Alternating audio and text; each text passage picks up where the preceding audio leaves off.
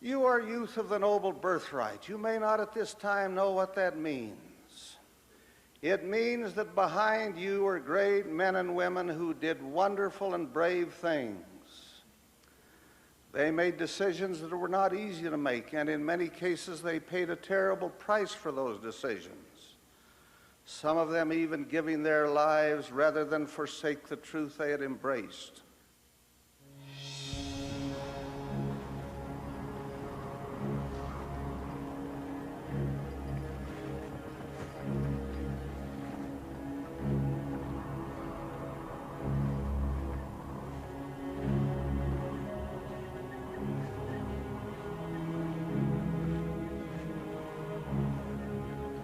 I should like to tell you of three 18-year-old boys. In 1856, more than 1,000 of our people, some of them perhaps your forebears, found themselves in serious trouble while crossing the plains to this valley. Because of a series of unfortunate circumstances, they were late in getting started. They ran into snow and bitter cold in the highlands of Wyoming. Their situation was desperate, with deaths occurring every day. President Young learned of their condition as the October General Conference was about to begin. He immediately called for teams, wagons, drivers, and supplies to leave to rescue the bereft saints. When the first rescue team reached the Martin Company, there were too few wagons to carry the suffering people. The rescuers had to insist that the carts keep moving. When they reached the Sweetwater River on November 3rd, chunks of ice were floating in the freezing water. After all these people had been through and in their weakened condition, that river seemed impossible to cross.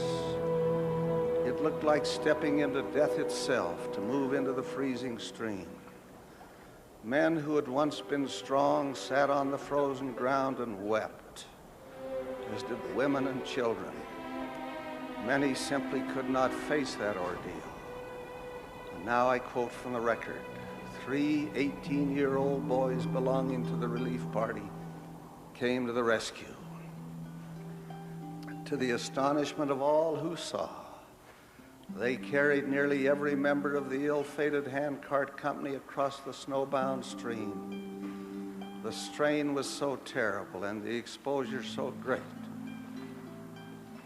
that in later years all the boys died from the effects of it.